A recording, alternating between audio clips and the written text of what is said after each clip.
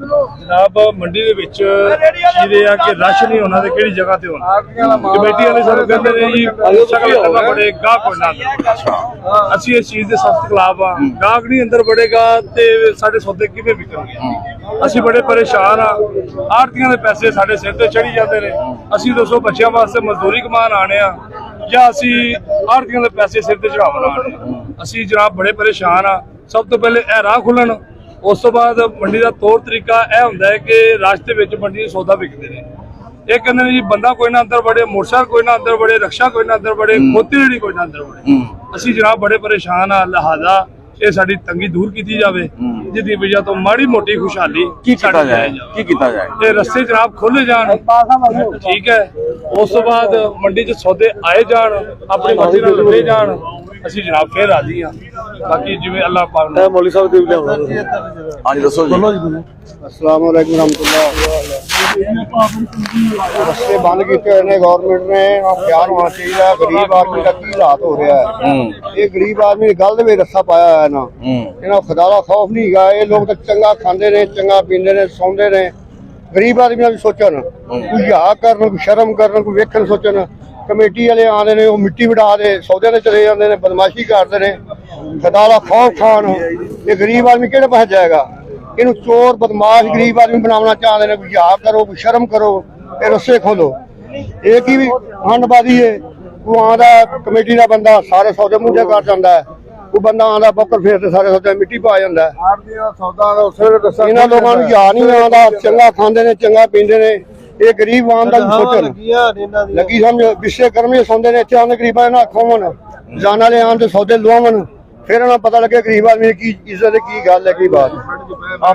दसो मैं गल करना पिया भी जो इन्हों का माल आंदा वे आड़तियां दा, अच्छा साहबाना दा, रक्शा आ गया, ट्राला आ गया, उस वेले संगल खुल जाता। अच्छा जी। अंदर आ जाओ जी। गरीब आदमी मोटरसाइकिल नहीं लगा सकता। एक ही तरीकेकार ठीक गल है। इन्हों का माल आवे तो उस वेले खुल जाता ताला, तो फटाफट खोल दो। फलाने का रक्शा आ गया, फलाने का ट्राला आ गया। गरीब आदमी असीं लैके बैठे, असीं पैसे नहीं देने। इन्हों कोलों माल खरीद के असीं करजाई होंदे जाने।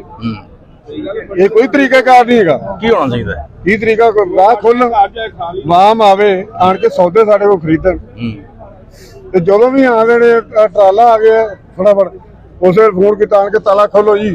ताला खुल गया, फिर ताला साइकिल वाला बेचारा खलोता, मैनू लंघन दे यार नहीं तेनू नहीं हट रहेगा।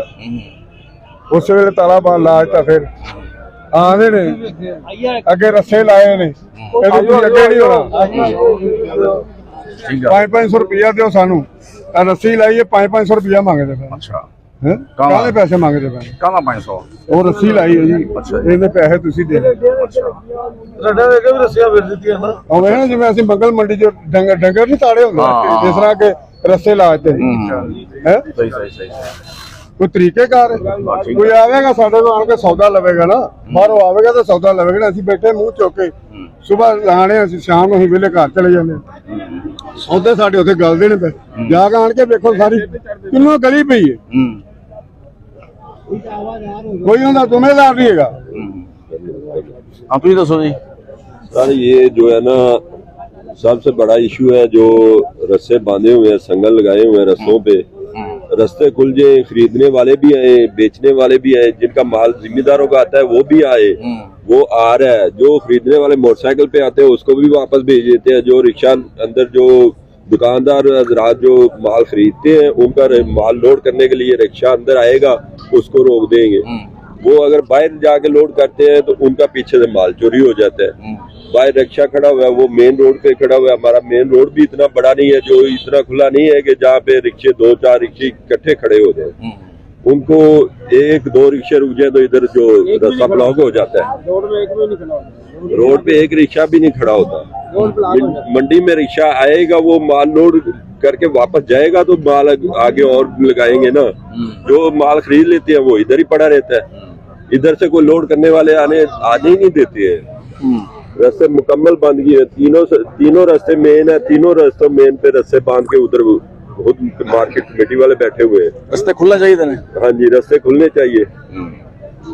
अगर रास्ते खुलेंगे तो कोई खरीदार आएगा, कोई खरीदने वाले हजरात जो इधर मोटरसाइकिल आती है उसको वापस भेज देते हैं। हाँ ठीक है।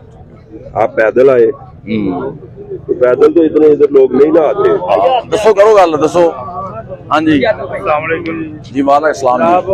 बहुत तंगी हुई पई पूरी आवाम ਨੂੰ ਹਾਂਜੀ। ਨਹਾਇਆ ਤੇ ਹੀ ਦਲੀਲ ਹੋਏ ਪੈਣੇ ਸਾਜਰ ਕਾਰੋਬਾਰ ਬਿਲਕੁਲ ਬੰਦ ਹੋਇਆ ਪਿਆ ਹੈ।